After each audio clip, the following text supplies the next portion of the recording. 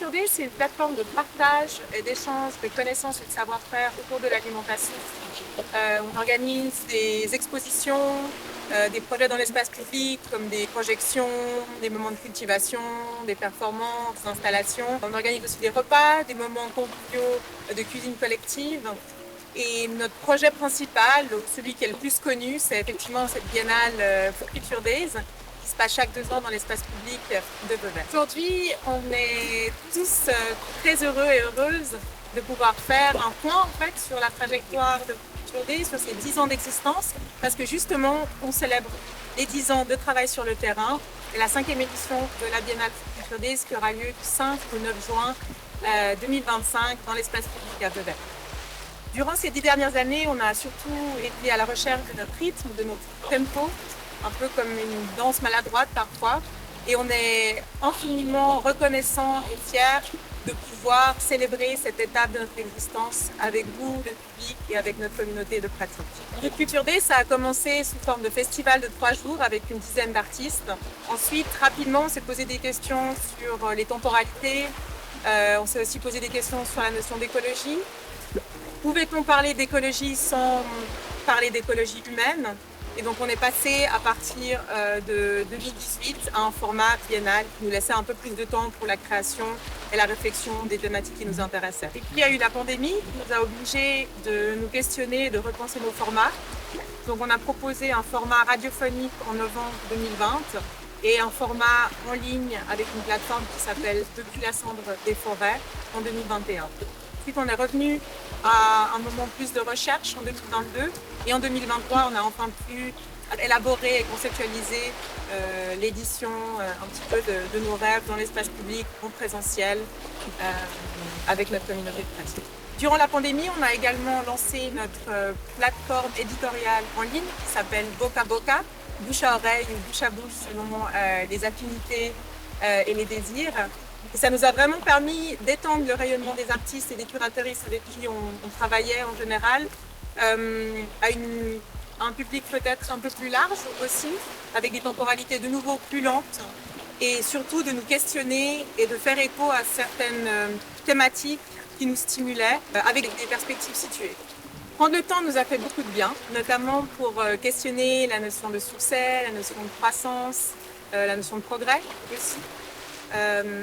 Donc à partir de 2022, on a décidé de se concentrer sur la recherche sur le territoire dans les années impaires et également des collaborations, laisser la place à des partenariats et des collaborations pour que ces partenariats et ces collaborations et cette recherche puissent ensuite nourrir la programmation de la Biennale, notamment en 2023 et maintenant en 2025. Donc en septembre 2024, on a commencé un processus curatorial plus collaboratif. On a invité une dizaine d'artistes et actrices culturelles à se réunir. On a été ensemble en montagne notamment, passer du temps ensemble et discuter de ces processus de programmation, de ces processus artistiques.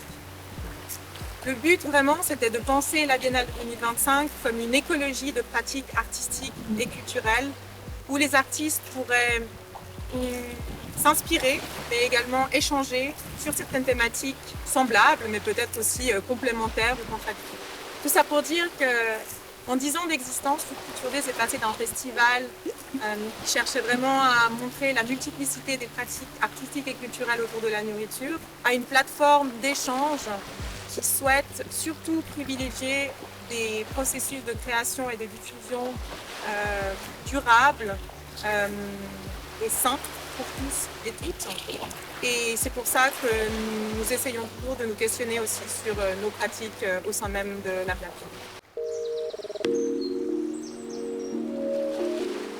Alors cette année en particulier, 2025, on s'est focalisé sur la collaboration entre les actrices culturelles, les artistes et la direction artistique, en suivant le désir en fait de faire résonner les thématiques qui nous stimulent, mais surtout de valoriser les ressources internes de Food Culture Days, notamment les temporalités du vivant, la transdisciplinarité, notre connaissance du territoire et la notion de spécialité.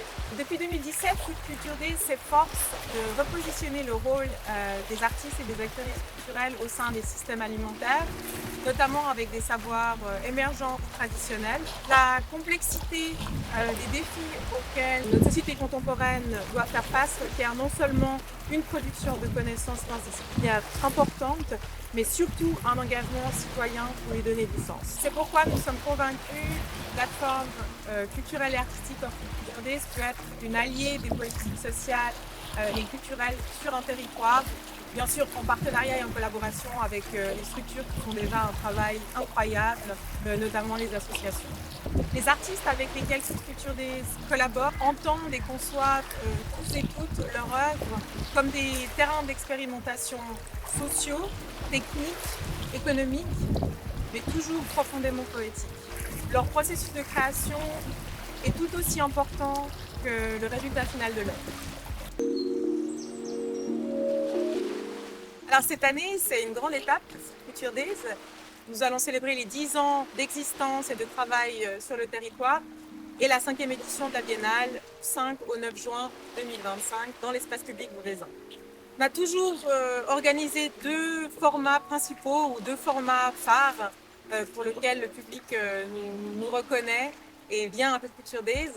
Il s'agit du lieu central, qui se trouve au bord du lac à l'Esplanade de la Paix à Veuvert, qu'on a appelé la cuisine, le lieu central. Et puis l'exposition Sobremesa, qui est une déambulation à travers des lieux de convivialité et d'hospitalité de la ville, comme des lieux de restauration, des cafés, des bistrots, des lobbies d'hôtels, des places de marché, des jardins privés au public. On essaie vraiment de questionner cette notion d'échange de connaissances et de circulation des savoirs dans des lieux qui sont un peu en marge des lieux institutionnels.